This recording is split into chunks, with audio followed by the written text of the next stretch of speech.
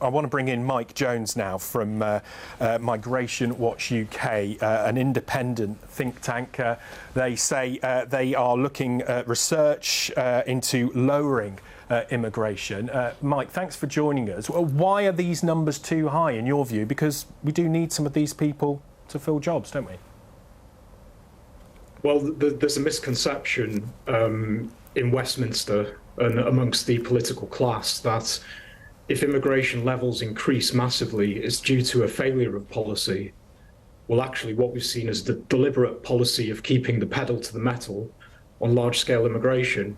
And in terms of filling vacancies, I mean, Tony Blair imported 500,000 people to fill 500,000 vacancies, but guess what? We have 500,000 vacancies again, and this government is repeating that same error. Ultimately, you can't fill vacancies with immigration alone because immigrants are consumers of goods and services, not just producers. So you need a similar number of people to meet that demand. So is your argument actually that what we need is more investment in the services to deal with an increase in population, perhaps, rather than getting control of that number, which no party seems to be able to do? Well, you need to control the numbers. I mean, we at Migration Watch are projected if net migration continues at the current level, by 2046, you're going to see 18 cities equivalent to the size of Birmingham. So what would your solution be then to bring that number down? Well, you need a cap. You need a cap on work visas. You need a cap on study visas. In terms of illegal immigration, the government needs to reassess the legal architecture that makes it very difficult to deport these people.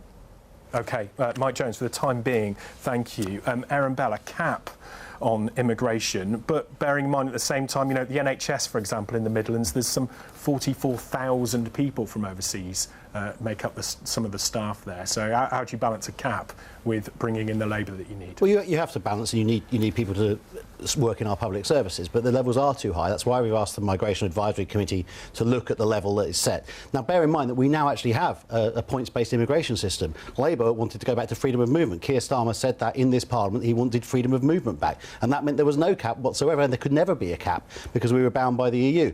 After Brexit, we're in control of our laws and we can do what we want. And we need to do that with the Rwanda policy as well, because the thing that bothers my constituents in Newcastle most of all, I think, is the boat crossings, and I really need to see those stopped as soon as possible. Although they make up quite a small number of the people who are coming to this country. But you've mentioned Rwanda several times. Are you in favour of leaving the Human Rights Convention if that's what's needed to make the Rwanda policy happen? I think we need to find a way to make this work within the law that we have, and I know that that's being looked at right now. We're talking to the Rwandans about a treaty, and then we'll have to bring in emergency legislation that complies with the international law, but make sure that we can do what we need to do.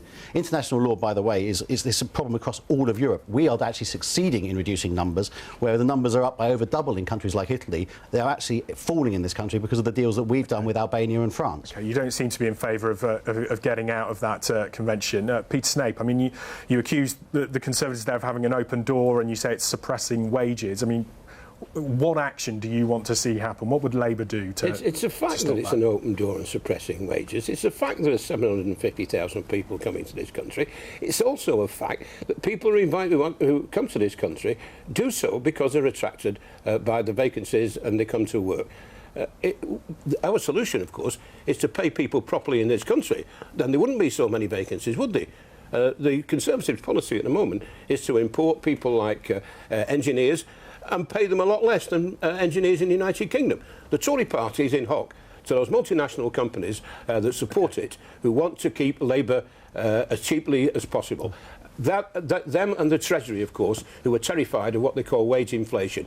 It is wages and the way they're being held down that makes this country so attractive. OK, I want to give last word to Mike Jones from Migration Watch UK. I mean, what do you make of what you've heard from the political parties about their plans to control immigration, Mike? The Conservatives seem quite incoherent on this.